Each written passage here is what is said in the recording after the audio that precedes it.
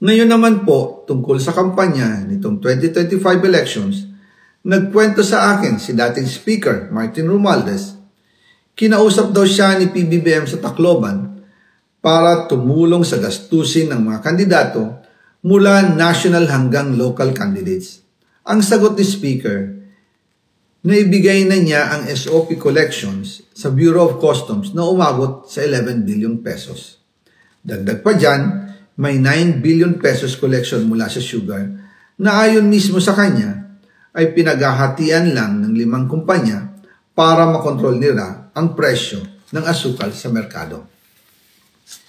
At iba pa ang kita mula sa importasyon ng sibuyas na hawak naman ni Martin Araneta, kapatid ni First Lady Lisa Araneta Marcos. Kung matatandaan ninyo, noong 2022, nagkaroon po ng investigasyon sa Kamara na pinangungunahan ni Congressman Toto Swansing dahil sobrang taas ng presyo ng sibuyas. Umabot ng 600 pesos kada kilo.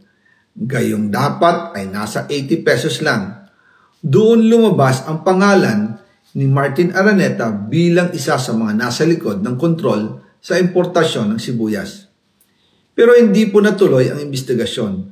Ang sabi ni Speaker, tinawagan daw siya ni First Lady Lisa Marcos at ipinapatigil ang investigasyon. Kaya walang natuloy at walang naparusahan.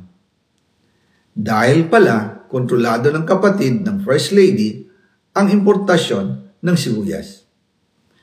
Ganito rin po ang nangyari sa bigas.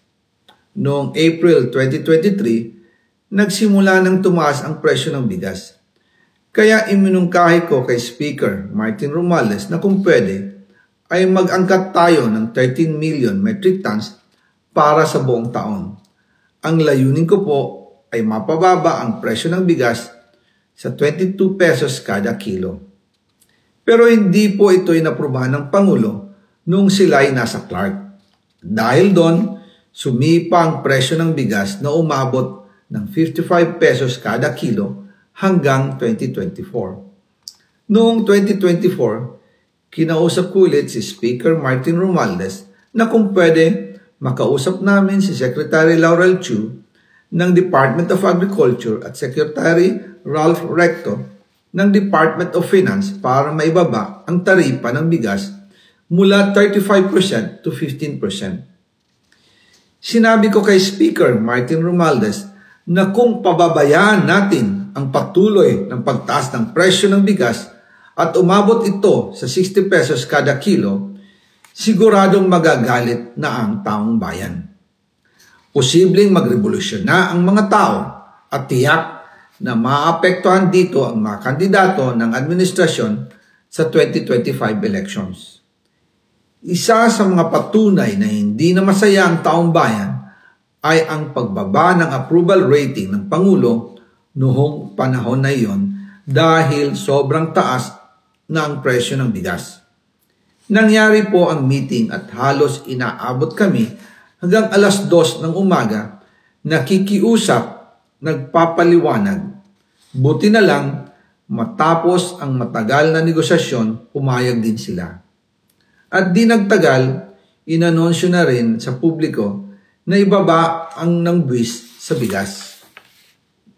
Ngunit, matapos ang 4 hanggang 6 na buwan, hindi pa rin bumababa ang presyo ng bigas. Kahit ibinaba na ang taripa nito, kaya iminungkahi ko kay Speaker Romualdez na magpatawag ng investigasyon tungkol sa bigas sa pamamagitan ng Quinta Committee hearings. Habang iniimbestiga nito ng Quinta Committee na pinamumunuan ni Congressman Joey Salceda, bigla na lang itong pinahinto ni Secretary Kiko Laurel Chu matapos niyang ipakita ang isang confidential report. Nakasaad dito na si First Lady Lisa Marcos mismo ang may hawak sa mga rice importers. Ayon kay Secretary Laurel, maaapektuhan daw ang First Lady kung itutuloy ang investigasyon dahil kasama raw nila sa Vietnam visit ang ilang importer ng bigas at nag-dinner pa raw sila roon. At noong araw din yun, tumawag si Congressman Sandro Marcos kay Speaker Romualdez upang ipatigil ang House investigations tungkol sa bigas as instructed ng Pangulo. Magkasama kami ni Speaker Martin Romualdez nang tumawag si Congressman Sandro Marcos. Dumating din si Secretary Laurel Chu sa Manila Polo Townhouse at doon siya pinagalitan ni Speaker dahil inilabas niya ang confidential report na nagdidiin sa First Lady sa issue ng rice smuggling. Humihingi ng paumanhin si Secretary Laurel Chu at sinabi niyang, "Pasensya na, masyado akong naive." Doon namin naintindihan kung bakit. Kahit ibinaba na ang import tax ng bigas mula 35% to 15%, ay hindi pa rin bumababa ang presyo sa merkado dahil pala sa dami ng SOP at remittance na ipinapasa sa bawat transaksyon. Dagdag pa po, maraming importers ng isda ang nagre-reklamo dahil kontrolado ito ng kaunting kumpanya lamang.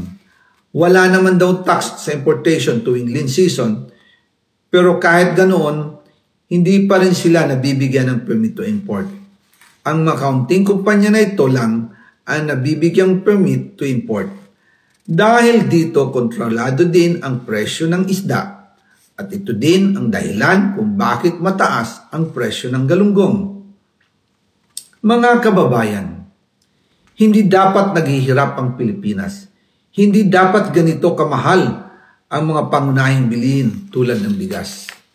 At higit sa lahat, hindi dapat nagugutom ang mga Pilipino. Wala silang malasakit sa taong bayan, lalo na sa mga mahihirap. Inaabuso ang kapangyarihan, nagiging negosyo ang pera ng taong bayan. Masakit man tanggapin, pero ito ang katotohanan. Ang pinakamakapangyarihang pamilya pa mismo ang sangkot sa ganitong sistema. Mula sa Pangulo, First Lady, hanggang sa anak, sila mismo ang nagtatakda, kumukontrol, at nakikinabang sa mga transaksyon dapat sanay para sa kapakanan ng sambayanan. Hawak at kontrolado nila halos lahat ng ahensya, kaya nagagawa nilang itago ang katotohanan. Sa mga susunod na araw, marami pa po akong isisiwalat. Maraming salamat sa inyong oras at patuloy na pag-unawa. Naway, magising tayo sa katotohanan at sama-sama nating hanapin ang hustisya para sa bayan.